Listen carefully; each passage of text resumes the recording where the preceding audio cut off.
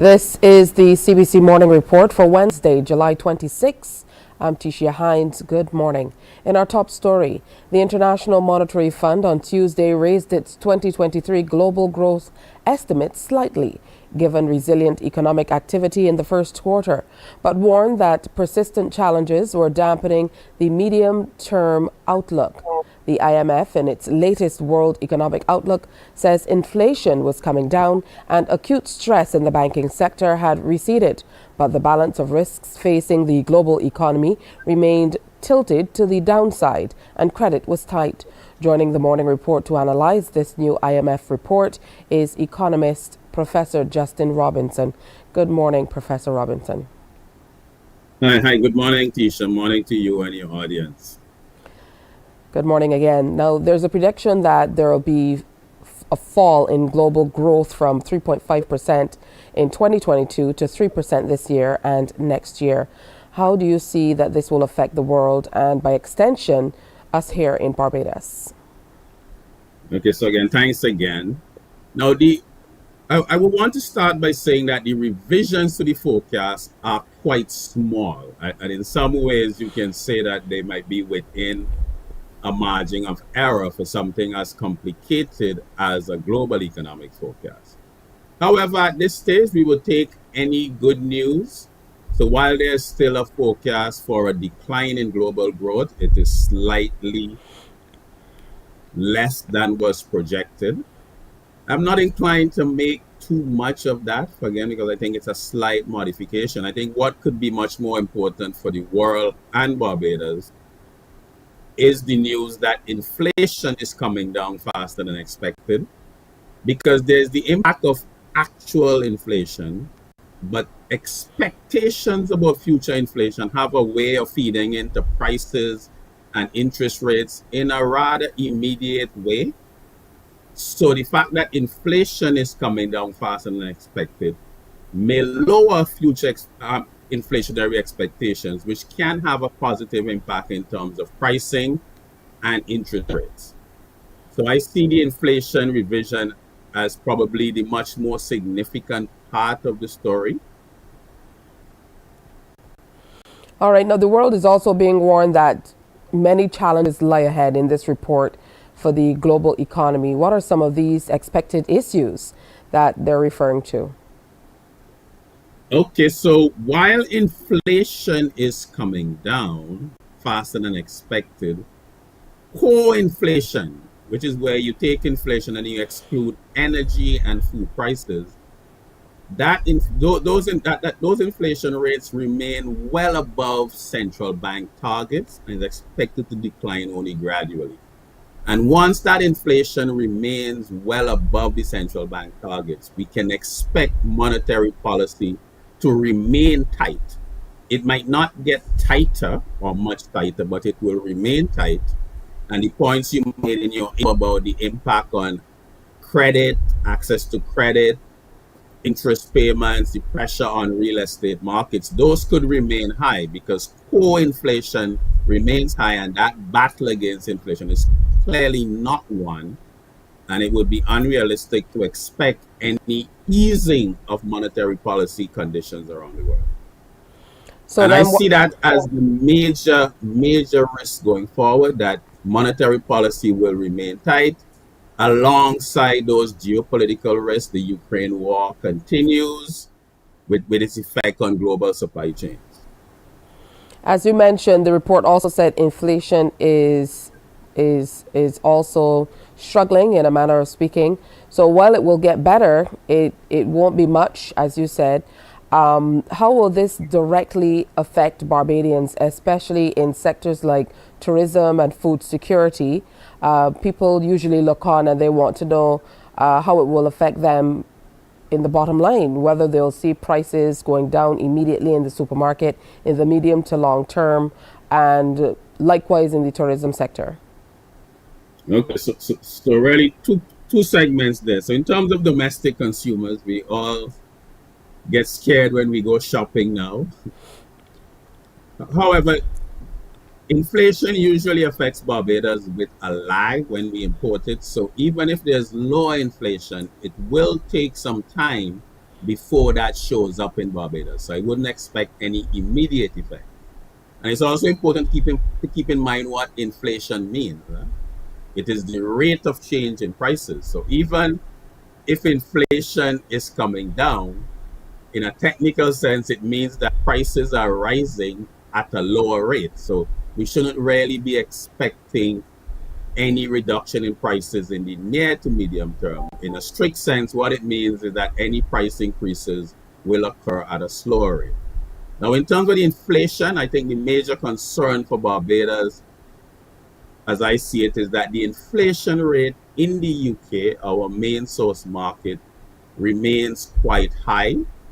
And there's growing evidence that the savings that consumers had built up during the COVID-19 pandemic, which has cushioned some of the impact of the inflation, that those savings are being depleted at a quite rapid rate. So that cushion that some consumers had has been depleted. So there is some potential for some negative fallout in terms of tourist spending power, particularly from the UK, where their inflation rate remains high and the cushion of savings from the COVID-19 pandemic seems to be depleting. Mitigating that is that there is a sense that a number of our tourists are in a somewhat higher income bracket and they may have greater capacity to withstand this. And as we look internationally, again, I know that particularly in the US and across the globe where it came to the issues with the banking sector, there were many eyes on what was happening with that. And then, of course, the war in Ukraine, as you mentioned, the debt ceiling crisis in the US. All of these things seem to as though they would have impacted what was happening with the global economic situation. The report seems to say that, a lot of this has now fallen off. So generally, what are your thoughts on the solutions going forward, whether these things have impacted, even though we're now seeing obviously lower numbers, as you mentioned? Are there any things that you would say central banks, particularly in the region and in Barbados, would have to do to be able to ensure that they're not impacted in a major way by what's happening on the global scene?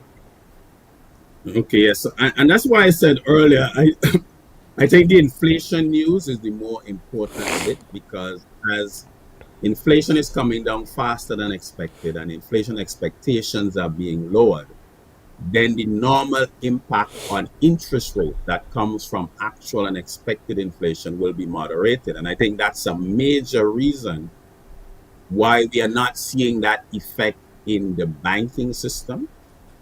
Now, in terms of local central banks, I mean, the reality is that we import most of our inflation. So there isn't a lot that these central banks can do in terms of policy tools to moderate that. I think the critical aspect for Caribbean and central banks is to maintain their fiscal discipline and ensure that we have adequate buffers to really help us get through any deeper economic shocks if any of the downside scenarios come to fruition. All right. Thank you so much, Justin Robinson, Professor, for sharing with us this morning. We wish you the best today. All right, thanks. Thank you. Coming up on the CBC Morning Report, Moscow's army moving to have access to more Russians.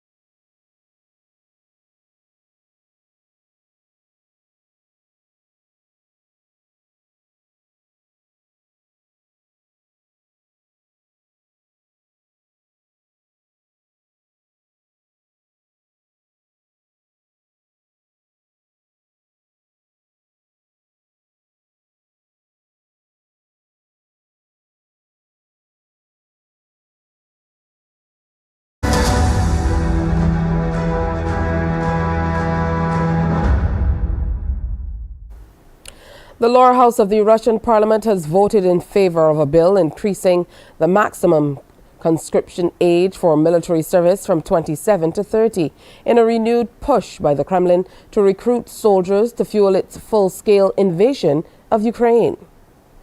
From January the 1st, men will be required to carry out a full year of military service. The new law will also ban men from leaving Russian territory from the day they are officially summoned for duty. Yulia Shapovalova has more from Moscow.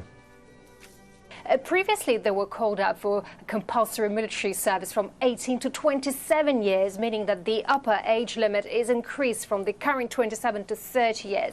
So initially, it all started when the Russian Defense Ministry proposed changing the draft age last year. They were planning to raise the minimum age as well from 18 to 21 years and the maximum one from 27 to 30 years. So now we see that the minimum age for the army remains the same, 18 years, not 21 as they promised. So people feel like they have been cheated, and we're waiting for more reactions to come. And also the State Duma increased today the fines for conscripts if they don't turn out when they are summoned. Plus they adopted amendments to ban conscripts from leaving Russia from the day the summons was sent to their work or university. Quite obvious that the Russian armed forces don't have enough people. Russia's now waging its special military operation in Ukraine, and no one knows how long for and when it's going to end.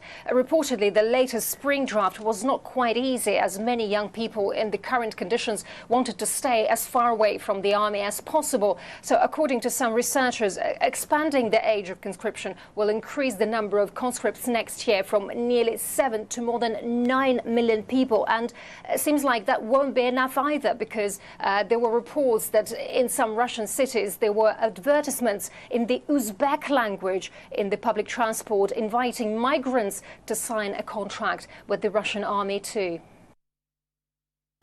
Meanwhile, Russia has launched its sixth air attack on Ukraine's capital this month, but all incoming drones were shot down. Early reports indicated no damage or casualties. The regions are home to port infrastructure that Moscow has battered regularly with attack drones and missiles since exiting a deal facilitating the safe shipment of grain from Ukraine last week. Allegedly, the attempted strike was on a patrol vessel in its Black Sea fleet. The Russian Defense Ministry claimed it happened while its vessel was monitoring shipping in the southwest part of the sea. The UK says it has information that Russia is planning to expand attacks in the area. Rob McBride has more from Odessa. A week of intensive nighttime attacks on the port city of Odessa, and increasing concerns here in the city that culturally important heritage sites such as this one are now falling victim to this war. This is a cathedral right in the heart of the city that is protected by UNESCO. This was damaged on Sunday. UNESCO has condemned this damage. Also, condemnation coming from President Volodymyr Zelensky of Ukraine, who's also been very critical of targeting of Odessa's grain exporting infrastructure, its ability to export food, which has come under increasing attack. There's also been concern about a more recent attack on grain handling facilities down near the Danube River and the border with Romania, which is particularly concerning given the fact that Romania is a member of NATO. As a gateway to one of the few sea routes for grain shipments from Ukraine, this remote southwest corner is one of the country's most strategically important right now. We are invited by Nibulon, one of the largest grain exporters, to see its rapidly expanding facility. Like most other companies, it used to rely heavily on main Black Sea ports such as Odessa, heavily targeted recently by Russia in overnight missile attacks, which also cancelled the grain deal that had guaranteed limited exports. We never expected Russia could be a part of something that is supportive or hopeful for Ukrainian business. We will keep our independence in taking of decisions and in control on our export chain. in order to keep our advantages and be on a strong side. The advantage of these facilities is they feed directly into the waters of friendly neighbouring NATO countries. Grain is loaded onto vessels here and then sent down the Danube River, the border between Ukraine and Romania, and then out into the Black Sea. Except now the ships are in Romanian territorial water and safe from Russian attack. From less than 2% of Ukraine's total food exports before the war, there's been a more than tenfold increase down the Danube. Truck driver Vyacheslav never used to take this route, but is now one of thousands of drivers coming from all over the country. I arrived last night and have been waiting for 24 hours, so I can drop off my grain now.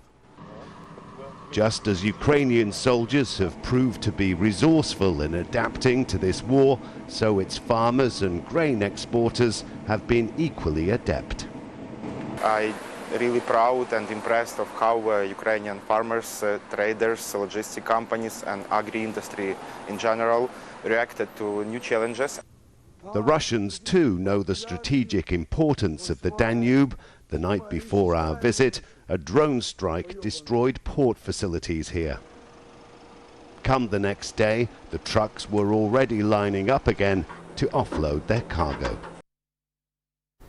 It's time now to preview what's coming up on Morning Barbados. We, of course, are going to tell you about a big pop-up coming for Bridgetown Market. We're going to update you on something that's happening with the Power in the Blood Assembly.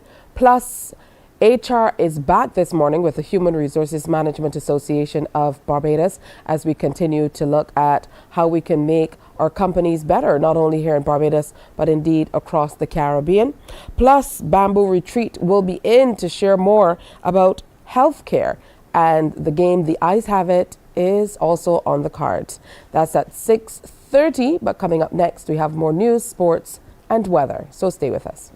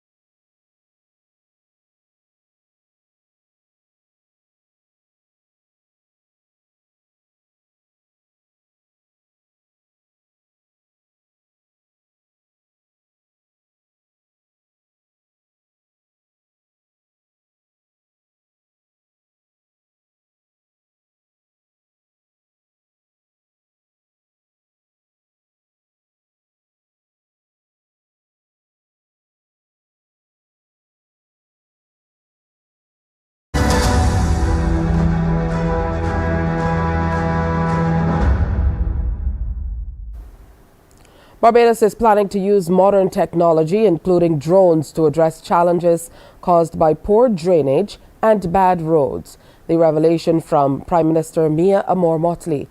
CBC's Sharika Griffith has more details. Government is considering setting up a drone surveillance unit within the Ministry of Transport Works and Water Resources.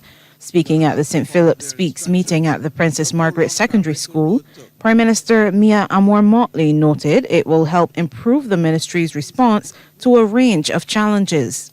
The question, as you said, of street lights and drainage and wells, we want to use technology more. I'm waiting for MTW to submit the proposal with the senior minister for the drone unit, a drone surveillance unit that allows them to be able to better monitor where things are happening rather than having to send human beings in a car to use gas or diesel to go and track something, when in truth and in fact we can monitor and then deploy accordingly. Meanwhile, Ms. Motley is warning property owners legislation is coming to address concerns about unkempt and overgrown lots. The AG has indicated to me that we will probably have over the summer to be able to complete the legislation. There is a draft, correct, AG? There is a draft with respect to that matter, but those people who have their lots overgrown and that are not cleaning them, we have been waiting for the legislation for some time, but as you all know, we're also doing a lot of legislation with a lot less people who are equipped to do drafting. And in fact, I think the AG has still engaged someone out of Canada now to help with some specialized drafting to try to create space. Okay. So we hope that over the course of the summer, we can get that bill before Parliament. The Prime Minister is pleading with Barbadians to play their part in keeping the country clean, as according to her, the government cannot do it alone. Sharika Griffith, CBC News. The Queen Elizabeth Hospital has been responding to public criticism over long waiting times in the Accident and Emergency Department. It was raised last Sunday on CBC's People's Business, where none of the main topics addressed related to concerns about patient waiting time in the Accident and Emergency Department. Consultant and head of AED, Dr. Anne-Marie Cruikshank, responded to a caller who alleged that 2 patients came to the department for treatment and were not seen by a doctor after being there for 2 days. Dr. Cruikshank categorically says that it is not the case, while explaining that the process of treatment can take time. A patient coming to the Accident and Emergency Department would be seen by a triage nurse. The nurse would take a brief history, would assign an acuity score, what we call the Canadian Triage Acuity Score, CTAS. And as we had mentioned before, there are 5 scores. And depending on what the score is, initial treatment is started. And that could be your bloods, pain relief, chest x-ray, ECG, a CAT scan will be done. You then will wait to see the doctor, and then once you are called into the doctor will do a more in-depth history, would examine you thoroughly and make several differential diagnoses, because it does take time to come to a definitive diagnosis for someone. This is not something we just do a cursory follow through. We have to go through the patient thoroughly. Dr. Cruikshank says depending on the diagnosis, a decision will be made regarding which specialist needs to see the patient. Specialty will then be called, and specialty will come and do a consultation on the patient. From there, if the patient needs to be admitted, further investigations and further treatment has to be done. The whole process can take some time.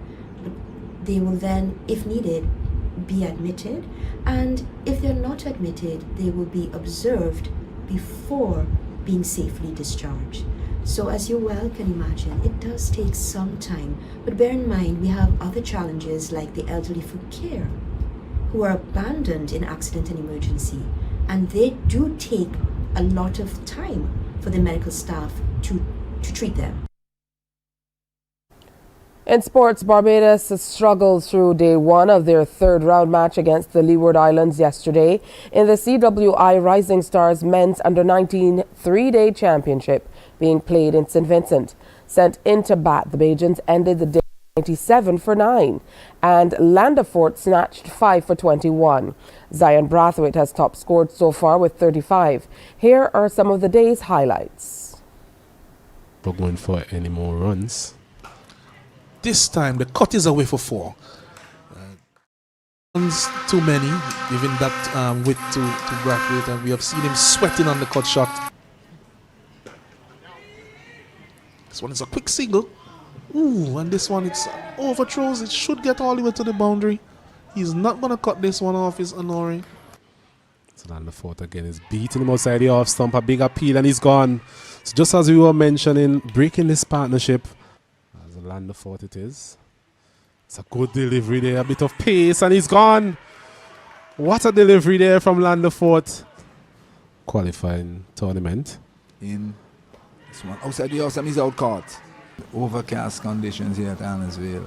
This one, he's out. This bet comes in again. This one is short. Is it off the glove? It's gone. That's the wicket that they were looking for. To Bowen. This one is full. It's over the slip. Over third slip. Coming back here with Nesbitt. This one is off the edge. And that's a beautiful delivery there by Nesbitt. So Landefort again into Bowens. This is his 10th consecutive. And he chops it on. Landefort, it comes in now to Warren. Oh, and that's a beauty. And he's gone. And now Landefort is on a hat-trick again. And that's a big appeal. And Emery gets the wicket. And that's today's morning report. Let's take a brief look at the weather before we go. The barometric pressure stands at 1012.8 millibars. It's 27.4 degrees Celsius. The relative humidity stands at 84%. The winds are blowing out of the east at 30 kilometers per hour, and it's presently fair with slight haze. Sea conditions in Barbados for today: smooth to moderate in open water with swells ranging from 1 to 2 meters and increasing. Here's a look at how the tides roll in and the general forecast for Barbados. A mix of sunshine and clouds with a few brief isolated light showers. Into the evening period, you can expect partly cloudy conditions with the occasional brief isolated light showers. And that's today's morning report. Our next newscast is at 12 noon on TV8, followed by The World at 1 via our radio network of stations, 100.7 FM, 98.1 The One, and 94.7 FM. Morning Barbados is next. Wake up, wake up, wake up, wake up. Barbados, get up. Good morning. Good morning, Barbados. Good morning. Good morning to you. Good morning. Morning, morning, morning. Good morning to you. Good morning. Morning, Barbados. Good morning. Good morning to you. Good morning. Morning, Barbados, good morning. Wake up, wake up, wake up. Morning to you. It's Wednesday, July 26th. Welcome to another presentation of Morning Barbados. So good to have you with us today on this Wednesday. We're halfway through the week, but I know for some of us it feels like we're at the end of the week because you most certainly have been doing the most with all of the events. I mean, Cropover is in high gear, if ever it was. There's lots happening. Hey, I'm Tisha Hines. I'll be here with you until 8 o'clock this morning. And we have lots and lots to unpack, lots to get through. I want to say a special good morning to those of you who are on the island for the Cropover Festival. I know you most certainly will want to make the best of your time. So we will try to share the most that we can about what's happening and keep you most certainly in the know. So today on Morning Barbados, we are going to be talking to you about something that's very important at a time like this. When it's finished as well, we have bamboo retreats for you. So Steve Andrews, the master therapist, will be in to share more about that. We're going to tell you about all of their wonderful services and exactly what you can expect when you call and book a service with them. There's so much to offer at Bamboo Retreat. We're going to have a grand old time telling you about that. Plus, they're back this week, and this week we're looking at the future of HR. In the last few weeks, we were looking at HR working with a number of different departments to truly make things happen in the changing world. And today will be no different. Dadrian Siflet, OECS Human Captain Manager of Unicomer, will be here with Brian Ruplal, the OECS Human Captain Director of Unicomer, and we're talking about where HR will go in the future here in the Caribbean and how our professionals need to get in line to ensure that we are top of the table when it comes to those practices.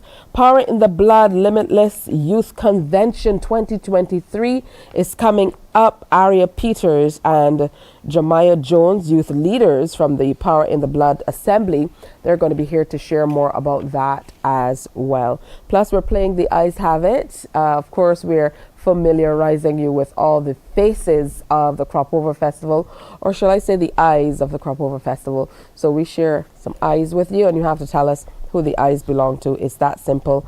We're also going to talk to you about what's happening with Bridgetown Market. That's right. It's almost upon us. It's the end of July. You know, Cropover wraps up in early August. Yes? So we have to get ready for Bridgetown Market.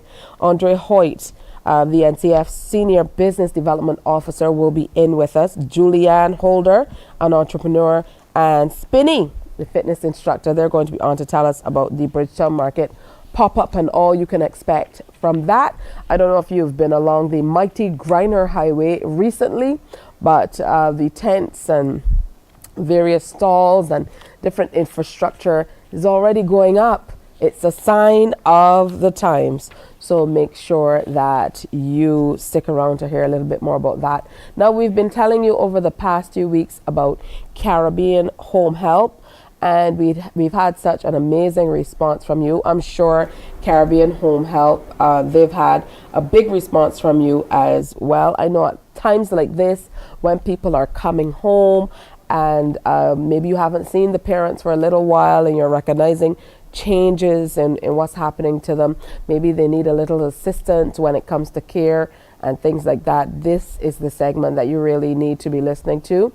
And for those of you who are primary caretakers for your parents, sometimes it's great to be able to get away. So in addition to talking about self-care, we want you to be able to have that time to be able to truly take care of yourself as well, because the experts will tell you if you're not well, you can't take care of anyone. Paul Marshall, who is the founder and CEO of Caribbean Home Help, is back with us this morning. Good morning, Paul. Always good to see you.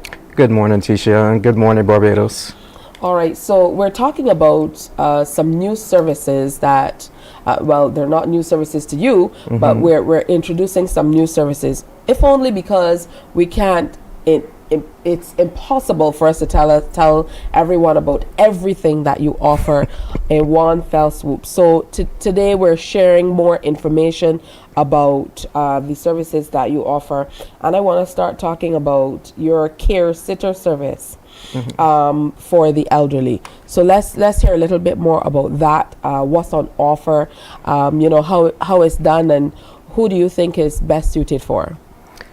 Yes, so our care sitter service, like you mentioned, is ideal for persons who are not necessarily too medically challenged.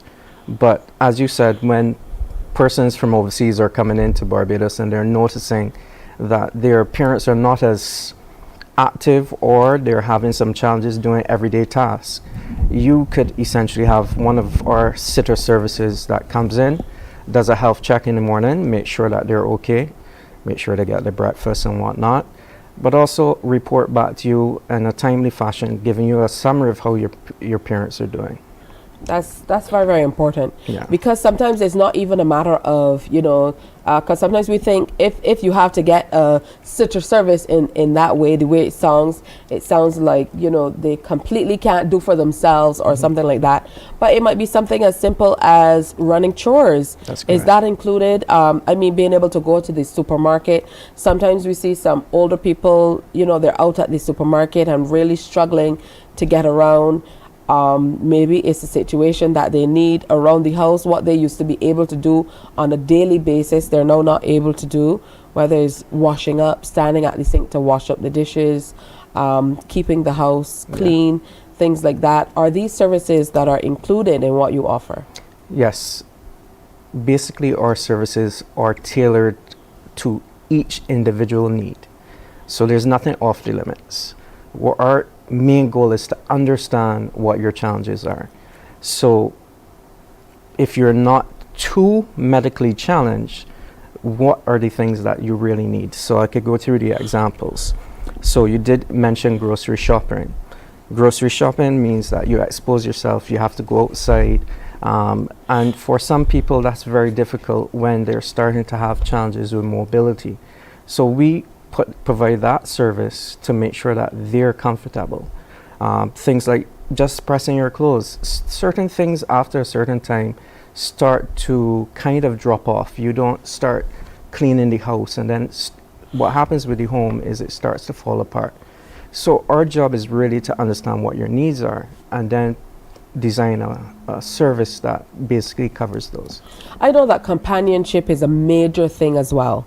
So at this time, you might have a caregiver who wants to be able to just go out for an evening to a function with friends, maybe a work thing, and they don't necessarily want to leave the elderly parent or relative at the house by themselves. Is this a service that you offer as well? Yes, we do.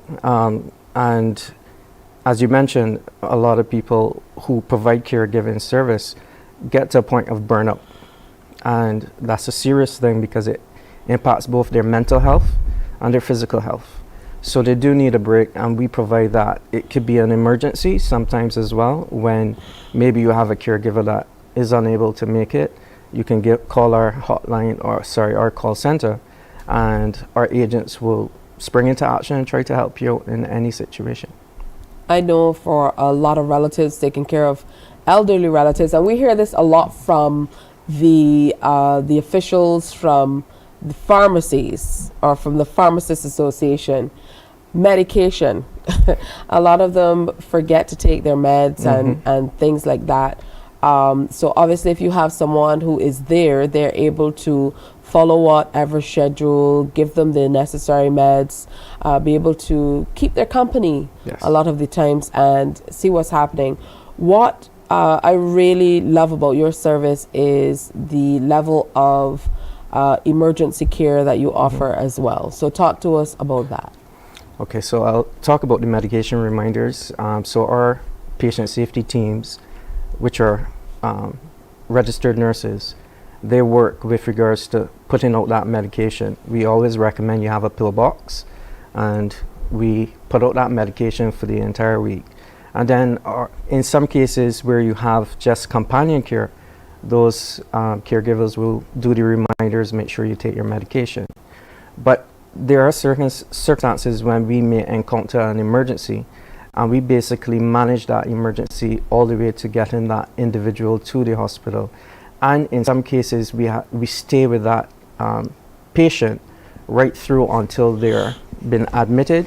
And in some cases, if we're allowed, we will actually provide sitter service in the QEH. Wow, that's a lot. Let's double back to what you shared last time you were here about all of the new gadgets that are available through Caribbean Home Help to be able to allow relatives peace of mind by monitoring their elderly relatives. And this, for elderly people, this can also give them some peace of mind to know that they might be able to spend a lot more time by themselves, but if something does happen, they're able to reach out in short order. Yes. So our what I call health and safety monitoring consists of devices that track if you fall in the household, or if you've wandered, and we all know that that's a major issue, where sometimes we have the elderly who go and leave the home and are not, they get lost or become disoriented, and then we have issues related to them being not found or other, let's call it tragic circumstances. Our intention with those devices is to try to avoid or prevent those kind of circumstances. We also have smoke detectors, which essentially will detect if there is a fire in the household, and then trigger a response from my team to be able to reach out and try to intervene where we can. And we also hinted at this a little earlier, remote care. For people who are not necessarily stationed on the island, but they want to be able to get a level of care or assistance for elderly relatives. Talk to us about how they can get in contact with you to be able to make that happen. Well, essentially, if you're looking to make contact with us, there's several ways. There is the website. The website is built so that anyone can message, call, even leave an email. I know email is kind of like slow mail now, but we have a cater for every contact point. As well as our contact center, they're housed by agents who are trained and skilled to understand what your needs are and understand if it's an emergency, to act quickly, and if in most cases we try to do an assessment so that we can better understand what we are dealing with to be able to better help you. So the numbers I'm sure you're going to share, and the website is CaribbeanHomeHelp.com, and the number is 629-4. You see, I forgot it. Yeah, that's 4251. That's okay. So 4251. It's on screen for those people who are looking on. It's amazing. I've been saying that all through. Yes, that's okay. We know those things happen. It's also important that people are able to have services tailored to their needs. So I was happy to hear that through your call center, there are people who are able to deal with you in a compassionate way, because these days, a phone call can make such a difference. Some people are frustrated. They don't know necessarily what's the next step, but they want to make sure they can get good care. Sometimes you're not even sure about what questions you need to ask. So talk to me about your personnel. That's important. And not only the people at the call center, but the people who are coming into the homes.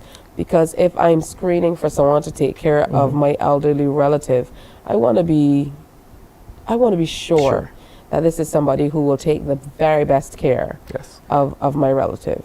So the call center does two functions. One is to understand a situation and provide the best course of action to deal with any circumstances or crisis in the home, but also they do vetting for the caregivers, because we don't accept every application that comes through. We essentially do our vetting process, we do our interviews, and essentially get to a point where we're comfortable that that person, and my criteria is, I don't want to send anyone to your home that I don't want come to my mother. That's my point at which I judge any situation. And then from there, the caregivers basically assign it to one of our, what I call registered nurses in our patient safety team, and then they go out, they assess the patient to determine their needs, and then we move from there by providing care plans which are uniquely designed to that person's requirements. Talk to me a little bit more about this care plan. Okay, a care plan is essentially a list of either tasks or services that now provide that unique care for that individual. It's usually done by one of our registered nurses, but as I said, it is unique to the individual.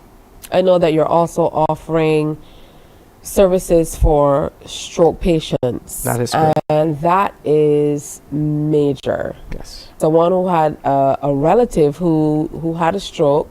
I mean, you're visiting them in the hospital, and they're in the hospital bed, of course, and they're seemingly getting better, so you're having conversations, and then all of a sudden it's time to go home, and for some reason it didn't even register for me, oh wow, this person is not going to be able to walk to the car. So they're in a wheelchair, and when they get to the car, okay, so they can't get into the car. All right, when we get home, how am I going to get this person out of the car? And what will happen in terms of care once we're there, once this person who now lives alone, what's going to happen? So, I mean, this is a real problem that people have to deal with these days, and family don't necessarily anticipate all the ways that their lives will change once, a relative who now has a stroke will get home, and all of the rehabilitative care that's needed following.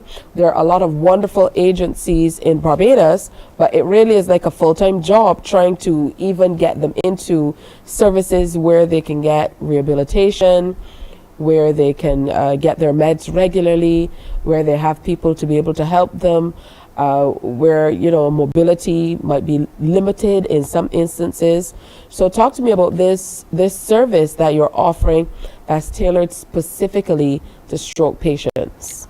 Yes, our in-home stroke care is essentially designed to take that entire process, and we manage that. From the time of discharge, our registered nurses will review the discharge notes. They will essentially come up with a plan. But the most important part is we have a team of both stroke doctors, physiotherapists, occupational therapists, and a team of very specialized nurses who will work with you to get through the part of the rehabilitation, but also to work with you with regards to diet and basically managing that care to the point that we are satisfied that you have a better outcome at home. All right, I want to thank you so much, Mr. Marshall, for coming in. Paul Marshall, founder and CEO of Caribbean Home Help. We certainly hope we've given you some food for thought this morning, so make sure you reach out to them, 629-4251, online caribbeanhomehelp.com, or email csr@caribbeanhomehelp.com. Get that care that your relative needs, or that assistance that you need to be able to take care of your relatives. Thanks again, Paul. Thank you. We're going to take a break and come on back, and we're going to talk about care some more, but this time self-care. That's coming up. Morning, morning, morning. Good morning. Good morning to you.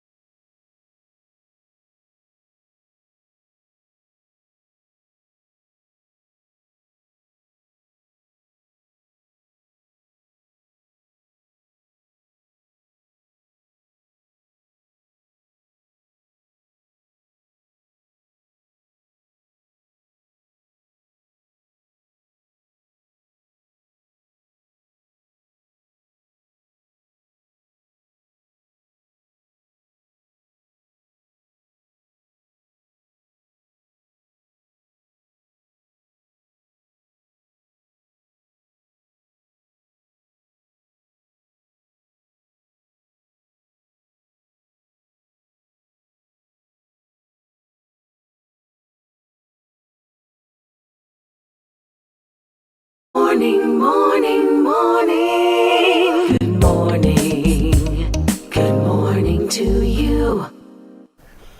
All right, it's time to talk about self-care. Let's go ahead and welcome Steve Andrews, Master Therapist of Bamboo Retreat, to tell us more about exactly what we can look forward to. Good morning to you. Good morning to you. Good morning, Barbados. It's a pleasure being here again. Yes. So it's really Cropover time. You know, it's Cropover time. After everyone jump up, after everyone do everything else that they have to do, enjoy the moments of Cropover. We are here, Bamboo Retreat. It's where we offer many different services: manicures, pedicures, facials, body treatments, body wrap, body scrub, body mask. We have a sauna, we have a hot tub, and there's access to a pool if you just want to sit around the pool. So that's what, if you're looking for somewhere just to relax after crop over, Bamboo Retreat is where you come and find us actually. And talking about relaxing, even before you get to after Cropover, I mean, right now people are practically out every single day and kind of juggling all of the events, heading back to work the next day and then out. These days, they're day parties almost every day, and then like parties every evening. I most certainly wouldn't be able to keep up. But if I was doing all of that, I would need to take care of myself. So talk to me about some of the types of massages that people who might, you know, want to just rejuvenate that body in anticipation of what's coming up. what they can get once they call Bamboo Retreat? Well, we do several different types of massages. We do from what we call a spa massage, which is a very light, relaxing massage. We do a deep tissue massage. What it says, what it is it's a deep massage. We do aromatherapy, use of different essential oils. We do what we call a soothing touch massage, which is really catering to the needs of the person body, also, we do hot stone massage, and also for the persons that just looking for, well, myself, I do what I call a master's touch massage, which is it's really about using my experience, using my knowledge, using all of those things I have to create the best massage that you can possibly have anywhere else in the world. I mean, that's what we do. So it's really about finding solutions to the body, and because a lot of people don't really know what they want. They come and they ask for massage and they really don't know. So we will find solutions to fix whatever problems one is having with the body. It's taking you to a different level when it comes to massage services, and I think that we understand it very well and we do it very well. So if you're really looking for just that great massage, that's where you have to come. Always give us a call, 436-9405 or 233-3104, and give us a call, and we will find the solution. Because I think the challenge is that a lot of persons now are doing their thing or what they call massage, and the challenge is that we just robbing up people. So we understand the concept, we understand massage, we understand what you're supposed to, the benefits of massage, we understand what the experience should be like, and we understand what the outcome should be. And that's why we are good at what we do, and that's why we are still here, fighting the good battles of life itself, helping our clients to really help to find solution to their problems. Great massage can do. I know we've been talking about Cropover, but generally, to be able to get a great massage, it can make the world of difference to how you're feeling at work, you know, your approach to what you're doing. We are well past the halfway mark in the year, and for those people who are not heading off on holiday as yet, just a great massage can be that reset that you need. So, you know, a push of the reset button to get you back rejuvenated and feeling good.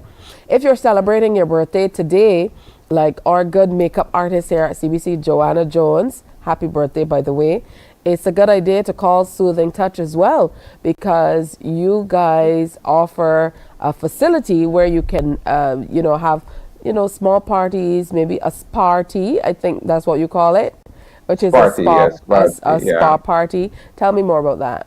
Well, the concept is where you can bring a group of friends and just hang around the pool. We offer finger foods, we offer light beverages. You get to use our hot tub, you get to use our pool. Also, you can use services as well. So it's based on how large your group is. We can see what services we can fit in to those things. But also, every day is a birthday at Soothing Touch. I call it Soothing Touch. We have transfer to Bamboo Retreat. So every day is a birthday. I mean, every single day someone is a birthday. So that's one of our most popular service that we offer, birthdays. So we have special birthday package online that you only can get on your birthday. So is all of those things. I mean, Bamboo Retreat is not just a normal spa that you go to and you locked away. We sit on almost 15,000 square feet, and it's all yours. You have a garden, a beautiful garden environment. Also, we have many things that you can have access. You can just sit inside and enjoy that moment inside, or you can go outside in the garden. So it's a real retreat. It's a mini vacation, if you want to call it that. Oh, I'm absolutely loving it.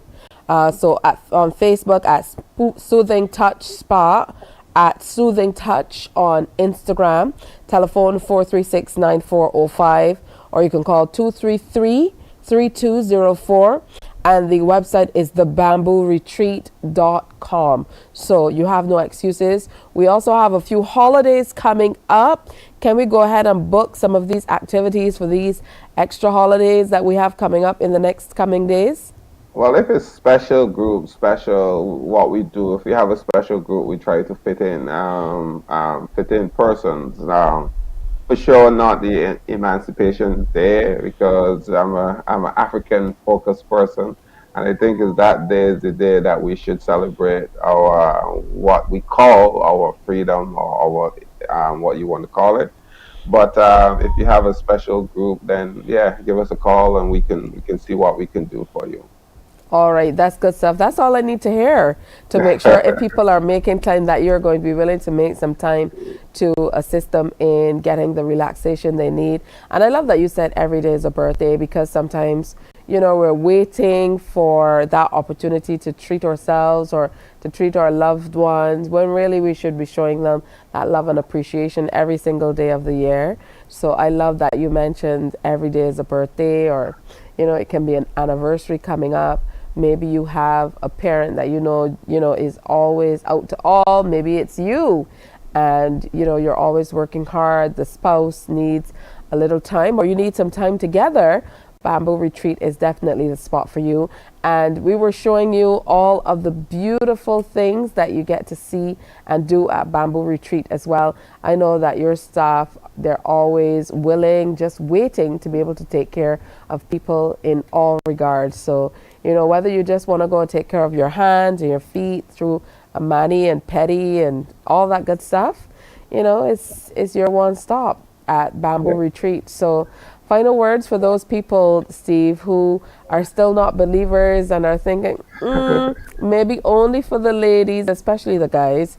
I know that guys might be getting into it a lot more these days, but for the guys, a lot of them do need a little R&R as well.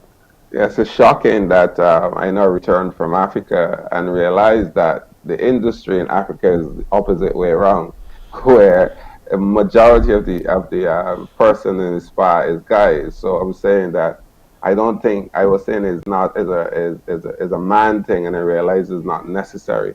So we need to take care of ourselves. I mean, the same thing that female go through, we go through. And if we don't take care of our bodies when we have the opportunity to, when they have the opportunity to take care of us, then it won't. So the reality is that we as males must start paying more attention, and much more as people, we need to pay attention to our bodies, our temple.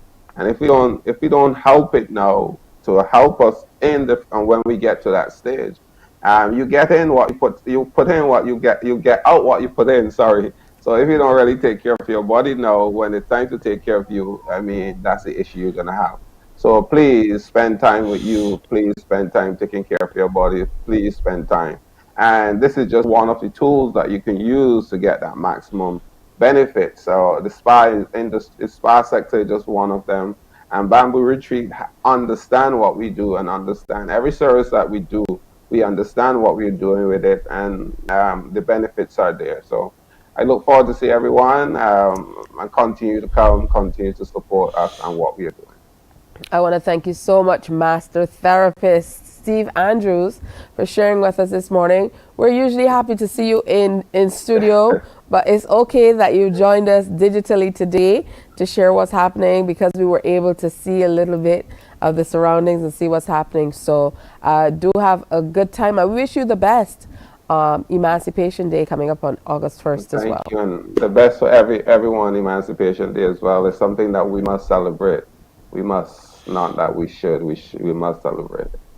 All right, thank you so much for that. Remember, Soothing Touch, you can find them by that name online, or the website is thebambooretreat.com. So Soothing Touch is now the Bamboo Retreat, a new concept replacing Soothing Touch Spa. And they're a day spa office. All these spa services, they offer massage, manicure, pedicure, body treatments, facials, sauna, hot tub, pool, you name it, it's all there. So give them a call and take care of you. We're going to take a break and come on back. Stay with us.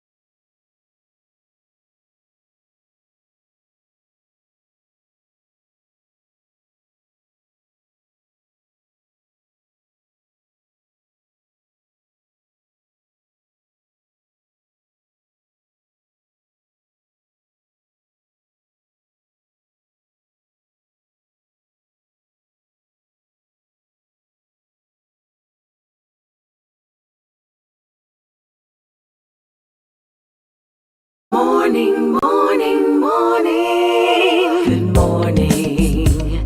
Good morning to you.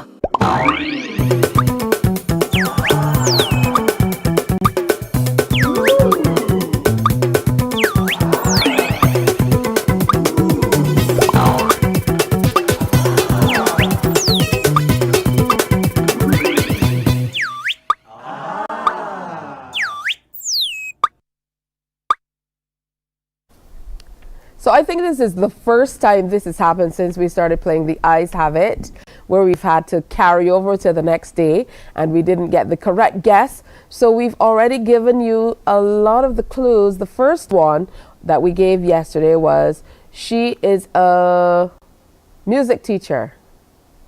We told you that, yes? She's a music teacher. We also told you she is a singer and songwriter. And the third clue was she is a twin. She has a twin brother. So those are the three clues that we gave you yesterday. And we're going to give you one additional clue today to get you on your way. Of course, I'll tell you when you can call and share whose eyes these are. Look closely and trust me, you'll see. Because the eyes have it. All right, we're going to move swiftly into our next interview. So wonderful to have Let's Talk HR back with us as we took a break for a week or so. But this morning we have Deidreanne Siffley and Ryan Ruplal, OECS Human Capital Manager with Unicomer and OECS Human Capital Director with Unicomer, respectively. Good morning and welcome. Good morning. Good morning. All right, it's good to have you with us. And this topic is of specific interest to me. I'm sure there are a lot of people who will be very interested as well as we talk about the future of HR. Very, very important at a time like this. So let's start with you, Ms. Siffley. How does HR contribute to the overall success of the business is what everybody's thinking. But let's look at it through two different lenses. So the traditional view versus a modern view of the role HR plays towards contributing towards the whole, so to speak. Thank you so much for that question. I think it's a very, very important question. But this is something that is very near and dear to Brian, and so I'd pivot this question over to him to answer. I think this is his baby topic that he wants to talk about. Thanks a lot, Dee. So good morning again, Ms. Hines. Good morning to all your viewers. Lovely question, and Dee, thanks a lot for giving me the opportunity to speak a little bit about it. So when I think about that question, it really speaks to the issue of how HR value in an enterprise. And you're right, Ms. Hines, there are two perspectives on this. You have the traditional perspective as well as the modern perspective. So what I will try to do is to talk about both perspectives. And what you would find is that both perspectives are still relevant today. So the traditional view, if you think about it, is that HR, once it executes on its core functions and responsibilities, whether it be recruitment, selection, performance management, and so on, does so well, it enables the business to function effectively and hopefully drive the desired positive business outcomes and results. And this is indeed relevant and accurate. But our perspective, though, is that it is only part of what is expected of HR today. Our view is that HR is expected to lead rather than merely facilitate the creation of value throughout the enterprise. We see HR as operating almost as the CEO or CFO in an organization, constantly looking at the business operations, trying to find opportunities in the enterprise, actively sizing those opportunities, and more importantly, initiating the necessary actions that are going to drive that value. We see as no longer sitting on the sidelines, waiting on the line executives and the managers to come to HR with ideas, to seek our approval, and sometimes even our advice on how to execute those ideas. HR has to be the one driving these changes, and in a modern day, transforming the enterprise. Now, I know that we're talking about HR, and a lot of people refer to human resources. That's even the name of the organization, the umbrella organization under which we're speaking this morning. But here you are with titles of Human Capital Manager and Human Capital Director.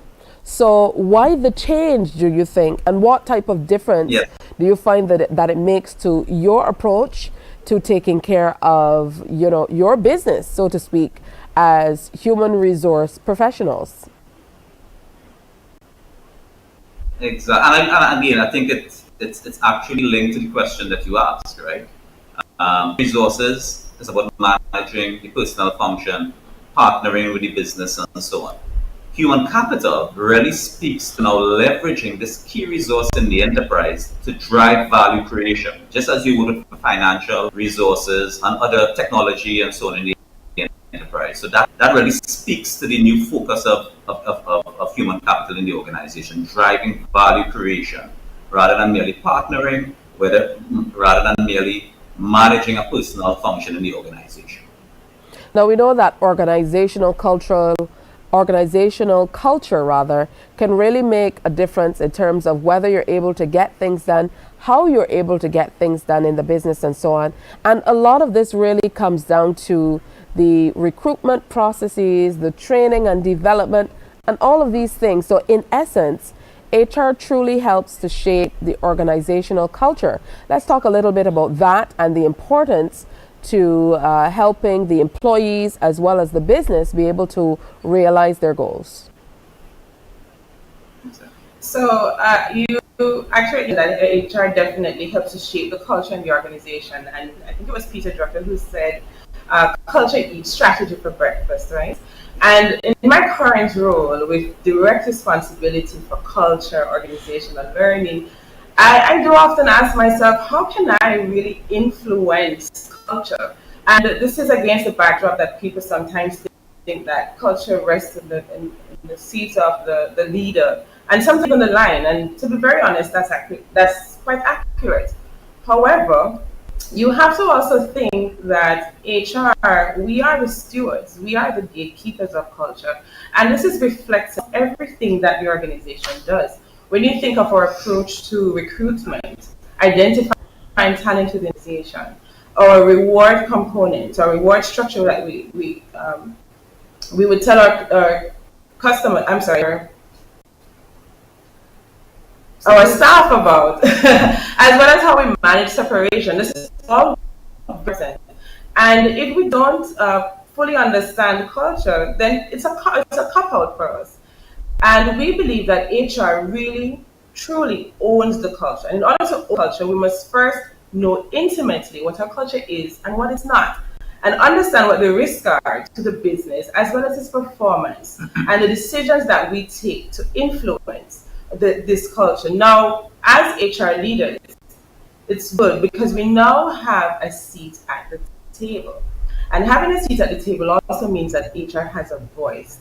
And we as HR leaders must now leverage that voice and ensure that the decisions that we take is not just simply based on what the line executive wants in the moment, but is anchored against what the strategic priorities are of the organization. And if we continue to do that and do that consistently, we'll be able to realize the business outcomes that we desire. Now, speaking of having a seat at the table, when you're talking about the professionals who have responsibility for recruitment of the staff you will have, generally seeing after their needs, as you put it, being the gatekeepers of the organizational culture, determining what the exit processes are and managing that aspect of the business. It truly is important for your HR professionals to be in step with what the strategic goals are of the organization. So let's talk about the role HR plays in the overall success of the business that truly can be determined by the skills of the HR professionals that you employ. So what are some of the modern skills that HR professionals must employ or must have or be able to retool to share with the businesses as compared to what HR professionals of the past were expected to do? Now, when we look at modern skills that you would require for the HR, you think of data, HR analytics. That's very, very important. And the ability to leverage your numbers into practical actions that everyone can relate to. Visualize the data, and so that you can carry that information from the boardroom to the floor. That's very, very important as HR leaders. The other bucket that I think of is the HR operational competence. It's very important, and I think a lot of HR leaders are quite comfortable with this. But I invite our HR leaders to pivot a little bit more towards the strategic thinking. As we continue to be the transformational leaders, the change agents in the organization, understanding strategy and how to execute is going to be very, very important to help facilitate the business outcomes that we're driving. So when we think of the modern HR leader, yes, we have to always have, and persons can say, well, I'm not quite sure if operational competence is quite as relevant. I still think it is, and it underpins everything else that we do. But certainly embracing data, leveraging HR analytics important, and definitely the strategic components. Yeah, so just to add, and just to kind of summarize what Adrian would have indicated in terms of the skills of the modern HR professional. So it's really three buckets we're looking at. We are looking at data literacy and data competence. We are looking at strategic thinking and operational understanding, deep operational understanding of the business. And we're also talking about the traditional HR competencies and skills. Combining those three together is what we feel and what we believe will give you that outstanding HR professional in today's world. Very interesting, because one of the major things, and I think Deidre briefly touched on it, is, and you mentioned being able to manage that data. These days, there are so many people who are concerned about the future of workers when it comes to artificial intelligence and that data that we're talking about. So how can HR professionals, how can human capital professionals leverage all that's happening with data and artificial intelligence to make sure that they maximize the outcomes of the business and not necessarily have employees who are competing with data or machinery and vice versa? Yeah, no, great question again, and I love the conversation. So I think there are two parts to it, right? So one is the AI element, and the other part is the data element. So I'll talk a little bit about the AI element, because I know that's a hot topic these days. People are talking about ChatGPT, for example.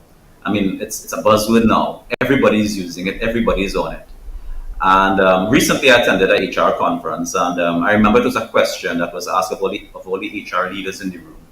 And everyone basically was asked, do you use ChatGPT in daily activities at work? And everyone raised their hands, right? So HR professionals are embracing the AI, the open source AI that is available through ChatGPT, and incorporating it into their daily working regimes. So for instance, and I'll tell you how it can help you. If I, as an HR professional, had to create a job description from scratch, or had to write a policy from scratch, it would have probably taken me a couple of hours to do. By leveraging technologies and AI like ChatGPT, I can now get a head start, right? I can now put in the various prompts on the software and get a document, a starting document from which I can now modify and tailor my organization. And I can get that done in a matter of minutes now. So what it does and what it enables is our personnel in HR to free up their time to focus on those value creative type things we want them to focus on, as opposed to those administrative activities. So that's the AI element of the question. The other part of it is the data. And again, it's an area that I'm very much interested in as it relates to HR. But I want to start off by saying, yes, data is important. It needs to be data competent and so on. But one of the key skills that I believe HR personnel bring to any organization, one is good old common sense. Two, our intuition, which is based on our understanding of organizational culture and people. And of course, our ability to collaborate. And we must not forget those things when we make decisions every day in an enterprise. But what we need to do is to combine that now with the data, combine that with the science, and to be able to do work that could now drive new insights into traditional problems and come up with creative solutions. So it is going to involve us having an awareness of the various techniques involved in analyzing data and looking at data, and being able now to take that from an academic exercise and transfer it now into a real solution that can be implemented in station. All right, I want to thank you both for coming through and sharing with us this morning. Deidre Sifle, OECS Human Capital Manager, and Brian Rublal, OECS Human Capital Director, both with Unicomer, coming through and sharing with us some perspectives this morning. Certainly lots to think about as we continue through the day. Have a wonderful one, and thanks for your time. Thank you so much. Have a great day. And we're going to take another break and come on back on Morning Barbados. Lots to get through. We're going to tell you about something major coming up with Power in the Blood for young people. And we're also going to tell you about the Bridgetown Market pop-up. That's all to come. Morning, morning, morning. Good morning. Good morning to you.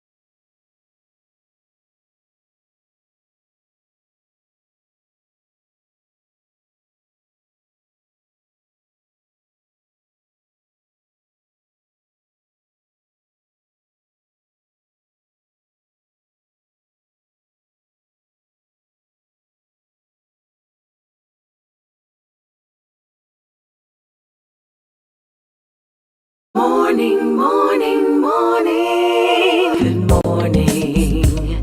Good morning to you.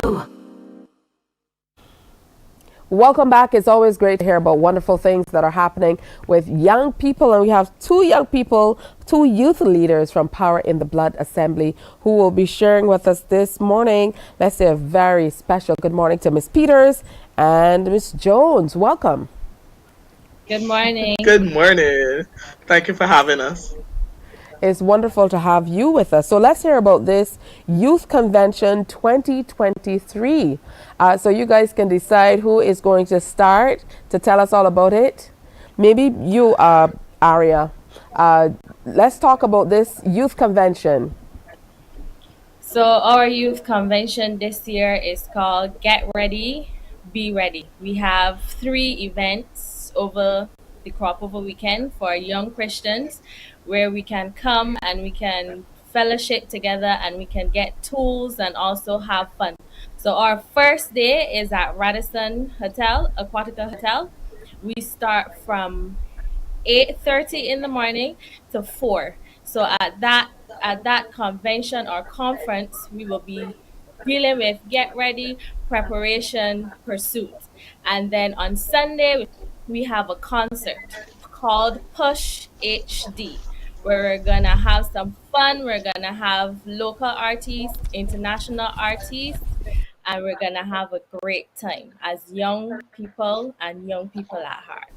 All right. So, Miss Jones, is there any particular reason why it comes at this particular time of year?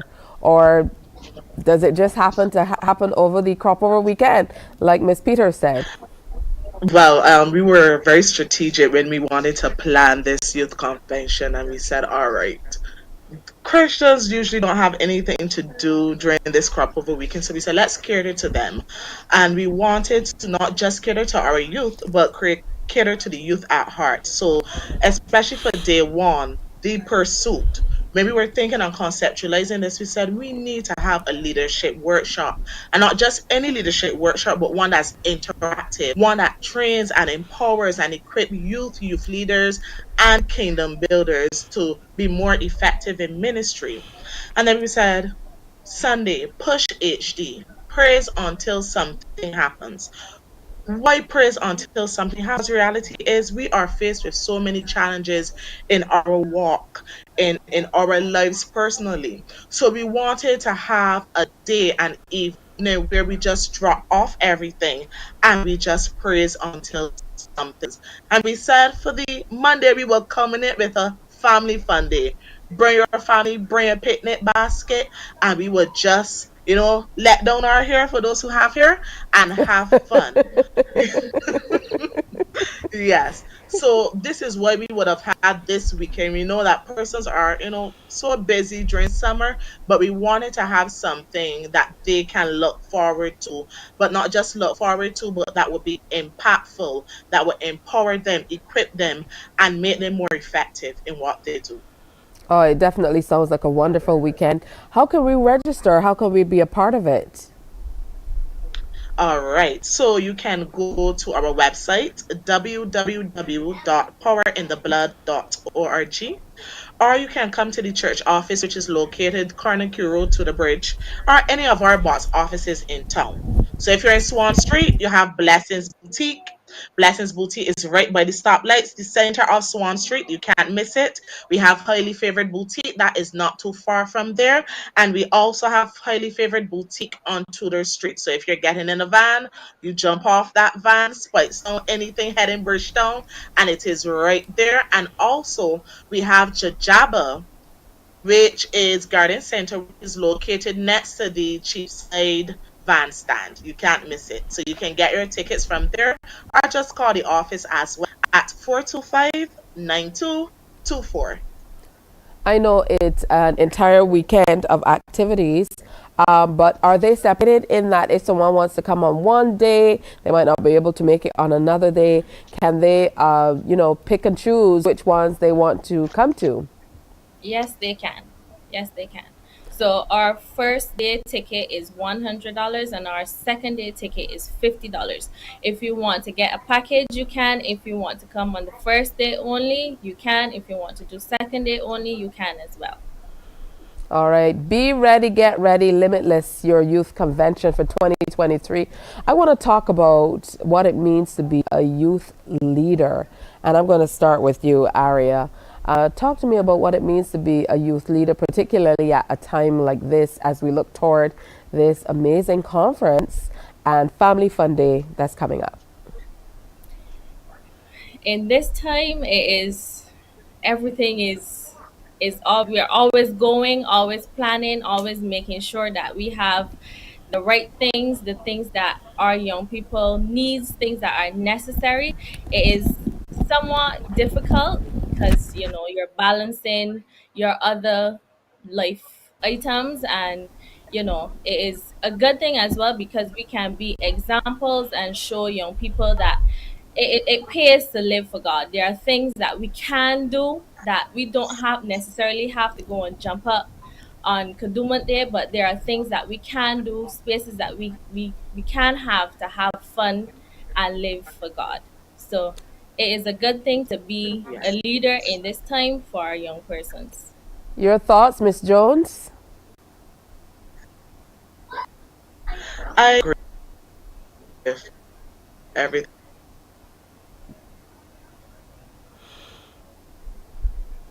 Aria would have said. I think we're having a few technical challenges there. We're going to try to get the ladies back on the line and get them back on, but definitely a very interesting conversation. Power in the Blood, Limitless Youth Convention 2023. It's an interactive leadership workshop, and it takes place the 5th of August, 8:30 a.m. to 4 p.m. at the Radisson Aquatica Resort Barbados over at Carlisle Bay. That's a beautiful spot to start, featuring dynamic sessions and practical training that will empower and equip young people, youth leaders, ministry leaders, kingdom builders, and I love that they said people who are young at heart as well. They're going to encourage you to pursue your purpose and be more effective in your ministry and your everyday life. So speakers are going to be Dario Richards, Minister Andrea Harris, and Raphael Saul. They're also going to be a part of it. Anyone passionate about youth development, sharing the gospel, and walking in purpose are welcome. At the end of this, you can create a project suitable for your assembly, or you can partner with Limitless Youth.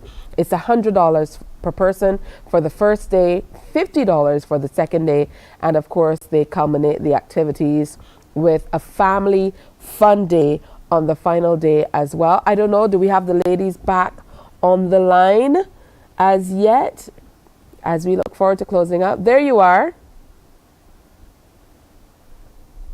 All right. Yes, I can't see her. One of the many challenges of technology, but we're working with it, ladies. We're working with it. So final words from you, Miss Jones, on why you believe everyone should come out and be a part of this over the long weekend.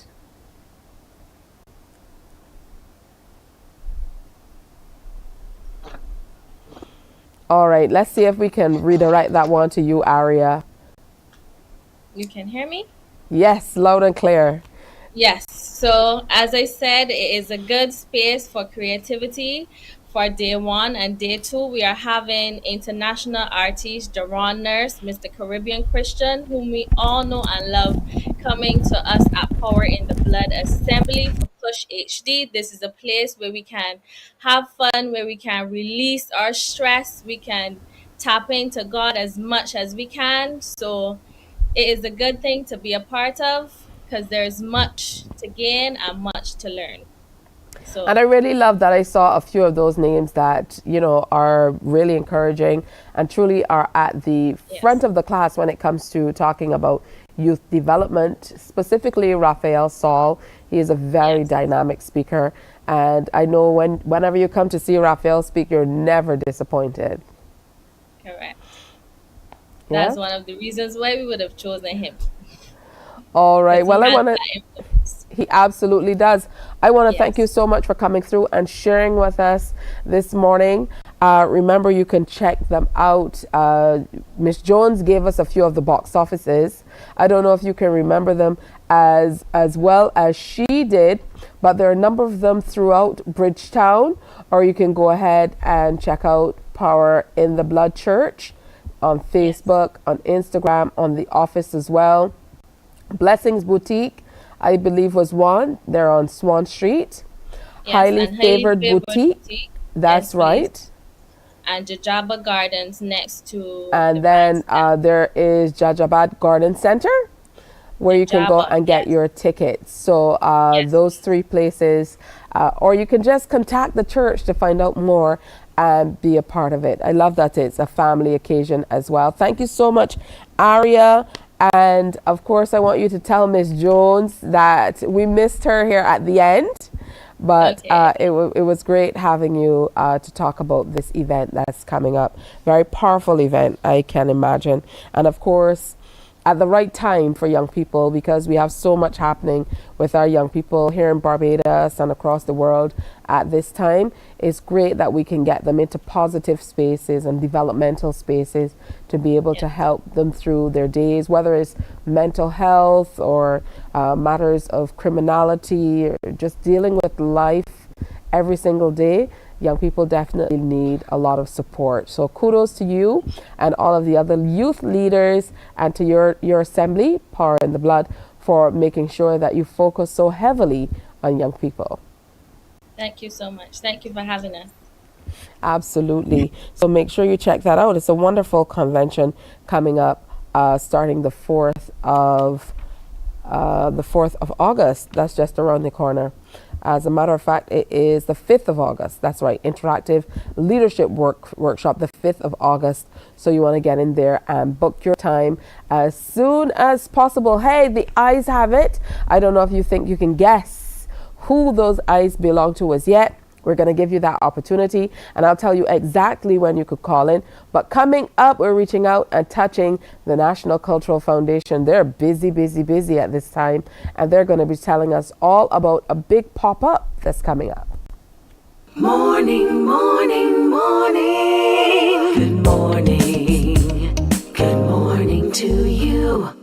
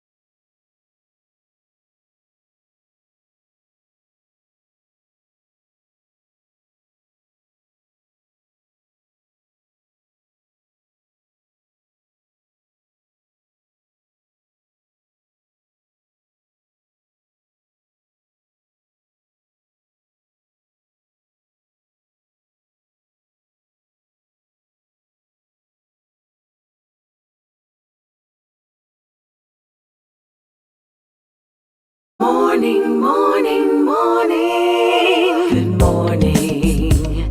Good morning to you.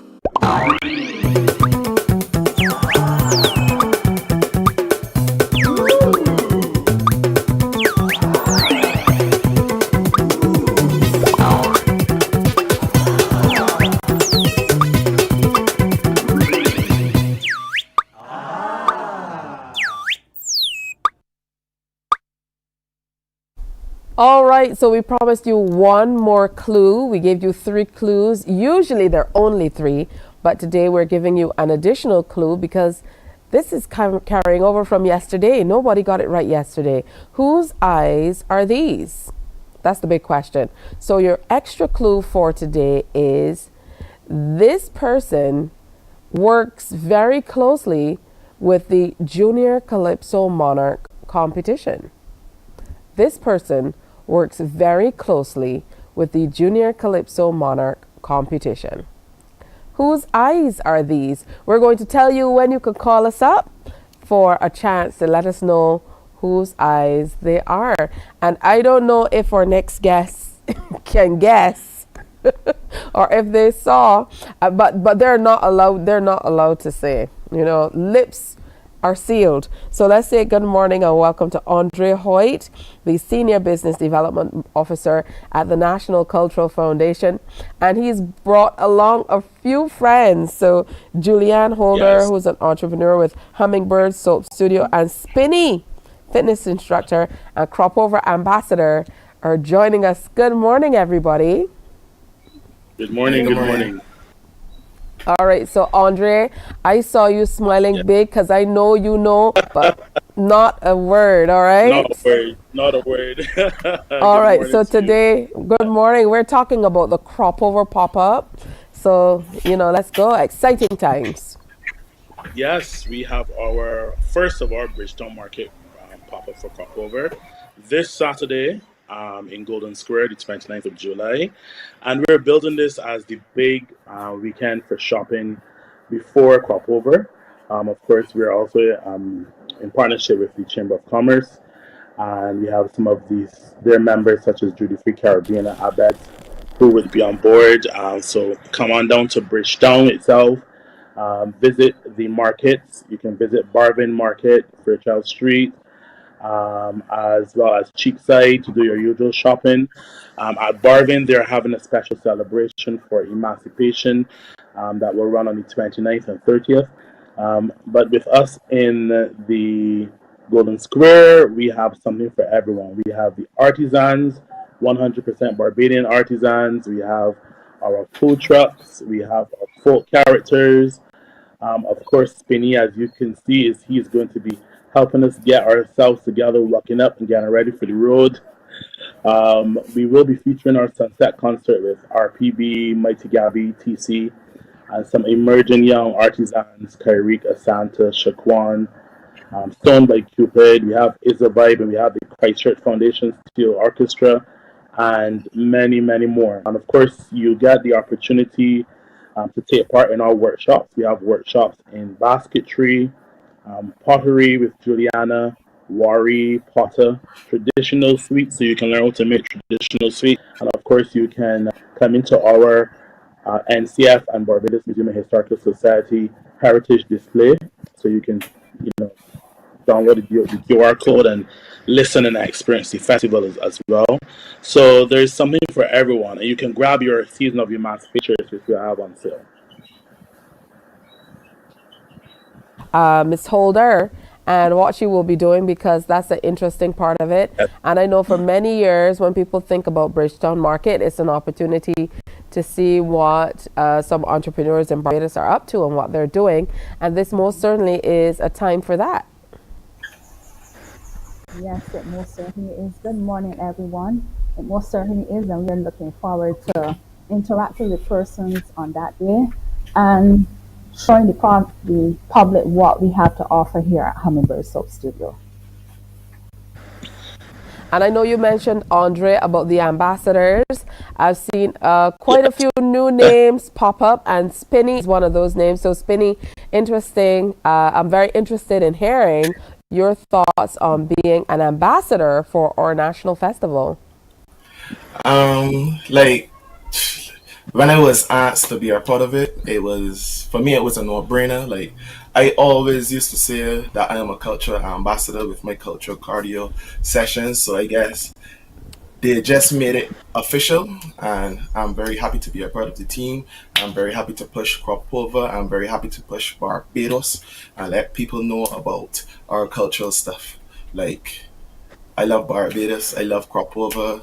The festival is amazing, and I believe the entire world needs to know this, and that's why I'm here, play my All part. right.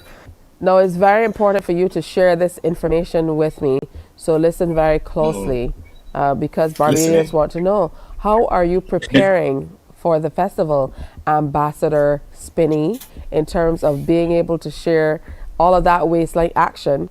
Is it an everyday thing where you're practicing in front of the mirror, or is this something that comes naturally?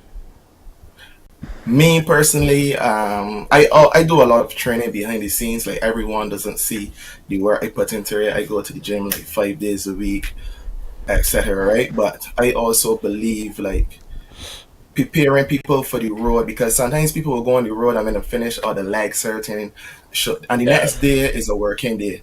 You have to go to work. So when I'm finished with you with my sessions leading up, which I call cultural cardio, because a lot of walking up involved, but still a lot of aerobic movement involved as well. When you get on the road, when you finish, you'll be ready to go again. You'll pop up for work the next day, no issues. No one will be able to say, well, I saw you Kaduma there on the road and you couldn't make it on Tuesday. No, everybody will be equipped. Everybody will be ready. Everybody's baselines will be well oiled when I'm finished. And yeah, Kaduma there will be fantastic. Spinning, Yes. I think people know that most people won't make it to work. The next day by now, or at least not on time, or something. I mean, you know, there's an entire song, there's an entire fete called Fire the Walk, and most of the time the people who are in charge are there. We had a great time with Spinny on Friday, actually. At work, we actually had a little hour and a half session. So we actually went back to work after. It was really, really good and energizing. And I'm looking forward to this Saturday because I will have the clothes on that I could actually do some more working out. But that was a good session. I just wanted to add, Tisha, as well, that, you know, all of these artisans are selling a wide range of products, from clothing to home accents to spa and wellness products. We also have, you know, food, bearded hogs, bar cutters, free eats. They'll all be there, so you can get some healthy food as well. So we just want everyone to come down and really shop, enjoy the day, stay for the day, enjoy the afternoon concert as well. We have DJs all throughout Bridgetown during the day as well. So we're really energizing the entire space. And this kickstarts our big Bridgetown Market activity, because then we go down to Mighty Griner Highway on the 5th, 6th, and later on the 7th. And then we have another pop-up coming up on August 12th as well to close out the entire festival. So, and it's all about commerce at this stage. We're really thinking about all the other players who help to make Cropover more than a festival, more than a carnival. You know, so we always think of all the other elements and components to make the festival a great and one that we all love. On Saturday, just to make sure that I get it right, Andre, this is on Saturday that we're talking about everything we shared. Yes, that's correct. This Saturday, July 29th, we start from 10 a.m. and we go until 6 p.m. At the Mighty Griner Highway. No, this is at Golden Square. At Golden Square. The image, following that, which is next week, the 5th and 6th, that will be on Mighty Griner Highway. Okay, so this is all at Golden Square. In the middle of Bridgetown. All right, in the middle of. There's so much happening. It's almost like I can't keep track anymore.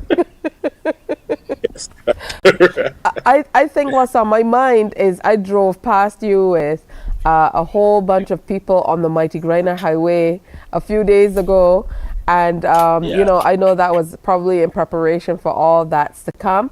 I want to say congratulations to you, Julia Ann Holder, entrepreneur with Hummingbird Soap Studio, for being able to showcase your wonderful products. Spinny, fitness instructor, and now Cropover ambassador. Congratulations to you, and I know you will continue to share the culture. And Andre, I know it's hard work. You guys put in a lot of work at the NCF, but you're really up to the task and always making our festival bigger and better. So we look forward to everybody coming out to this pop-up at Golden Square on Saturday starting at 10 o'clock, with everything from entertainment to buying locally manufactured products to getting a good exercise routine in with cultural ambassador Spinny, or Cropover ambassador Spinny, so that you're able to tackle the road. Thank you all for sharing with us. Thanks for having us. Thanks for having us. All right, have a good one. Definitely something that you can look forward to coming up this weekend. All right, it's time for us to take to the telephone lines and see if there's anybody who can call us up and tell us whose eyes those are. We shared all the clues with you, and I'm sure that you must know by now. I'm taking calls on 228-5562 or 228-5563 for you to guess today's eyes, which were also yesterday's eyes that we've brought over to today, just because we did not have a winner. So the last clue I gave was that she plays a major role in the Junior Monarch competition. We're going to take those calls after this break. Morning, morning, morning. Good morning. Good morning to you.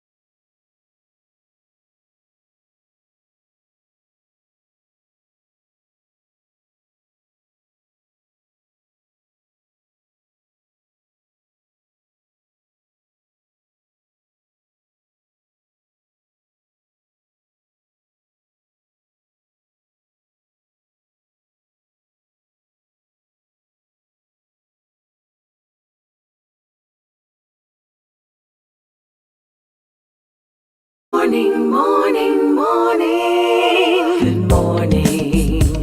Good morning to you. All right, let's get in there. 228-5562 or 228-5563. Can you tell me whose eyes these are? We gave you all the clues. You have an extra clue. You had an extra day. I'm hoping that you know. All right, so you're calling me up and telling me whose eyes these are. There's somebody on the phone already. Good morning. Hi, good morning. Good morning. Do you know whose eyes these are? I'm going to guess Crystal Cummins-Beckles. Yay, it is Crystal Cummins-Beckles. Absolutely. Is there any clue that we gave that you did not know about Crystal? No, she had a twin, that's about it. That's right. She has a twin brother. Yeah.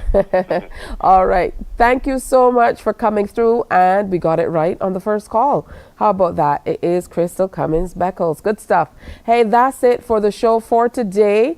I know you have lots to get through today as you try to push off that work and make sure that you can go out and take in some of the festivities and all the activities as well for the festival. So, hey, Have a good one today. Be careful as you move around. If you're tired, stop for a little rest, okay? Because we know you're going out at night and then during the day and you're going to work and so on. So be careful on the roads around Barbados. Plus it's raining. On behalf of the entire crew, remember to wear your smiles today and come on back to us tomorrow. Bye-bye. Wake up, wake up, wake up, wake up. Barbados, get up. Good morning.